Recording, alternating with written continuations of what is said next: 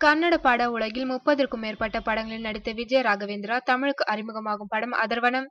இப்படத்தை சிலந்தி படத்தை இயக்கிய ஆதிராஜன் இயக்கி வருகிறார். விஜய ராகவேந்திரா கன்னட சூப்பர் ஸ்டார்களான சிவராஜ்குமார், புனித் ராஜ்குமார் ஆகியோரின் மைத்துனன் ஆவார். இவர் அறிமுகமாகும் இந்த படத்தில் இவருக்கு ஜோடியாக ஹரிப்பிரியா நடிக்கின்றார். இந்த படத்தில் மாறுபட்ட வேடத்திலும் கவர்ச்சியிலும் நடிப்பிலும் ஹரிப்பிரியா வெளுத்து வாங்கியுள்ளாராம். குறிப்பாக இப்படத்தின் படப்பிடிப்பின் போது நீச்சல் குளத்தில் குளிப்பது போன்ற காட்சியில் தண்ணீரில் மூழ்கி அனைவரையும் அதிர்ச்சியடை வைத்துள்ளார் ஹரிப்பிரியா. அதாவது படத்தில் ஹரிப்பிரியா நீச்சல் குளத்தில் குளித்து விளையாடுவது போன்ற ஒரு காட்சியை சமீபத்தில் பெங்களூர் புறநகர் பகுதியில் உள்ள நீச்சல் குளத்தில் படமாக்கியுள்ளனர். மாலை 6 மணிக்கு தொடங்கிய படப்பிடிப்பு தொடர்ந்து காலை 6 மணி வரை நடைபெற்றுள்ளது. இந்த படப்பிடிப்பில் சுமார் 10 மணி நேரம் தண்ணீரில் மிதந்தபடியே நடித்துள்ளார் ஹரிப்பிரியா.